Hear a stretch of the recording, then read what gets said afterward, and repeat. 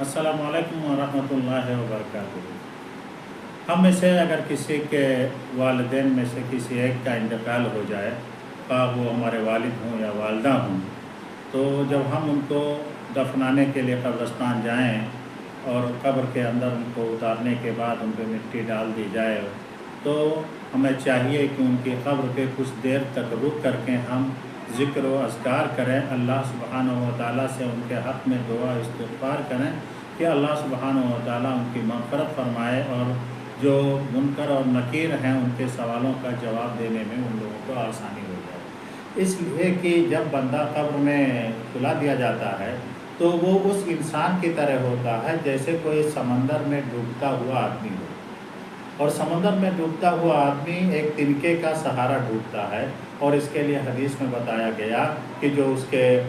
کی اولاد ہے اس کو چاہیے کہ قبر پہ بیٹھ کر کے اس کے لیے دعا کرے تاکہ اس مردے کو کچھ ڈھارس بنے اور وہ کچھ اپنی سوالوں کے جواب میں ہمت افزائی کے ساتھ وہ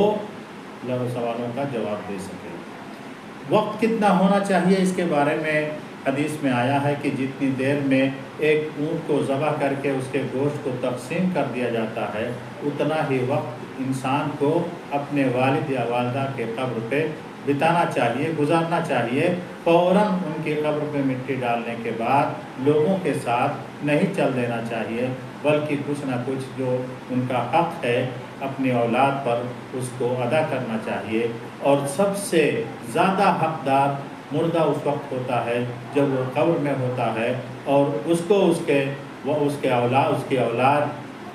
ذکر کے ذریعے اللہ سبحانہ و تعالیٰ سے دعا کے ذریعے اس کے استقامت کے لیے اور اس کے منکر اور نکیر کے سوال جواب میں ثابت قدمی کے لیے دعا کرتے ہیں، تو ہمیں اور آپ کو یہ ضرور ملحوظ رکھنا چاہیے۔ عام طور سے سماج میں دیکھا جاتا ہے کہ بچے بھی اور چاہے وہ قریبی رشتہ دار ہوں یا ان کی اولاد ہوں فوت ہونے والے کی، سب کے سب واپس آ جاتے ہیں اور لوگوں کے ساتھ اور وہاں پر کچھ زیادہ وقت بتانے کی کوشش نہیں کرتے۔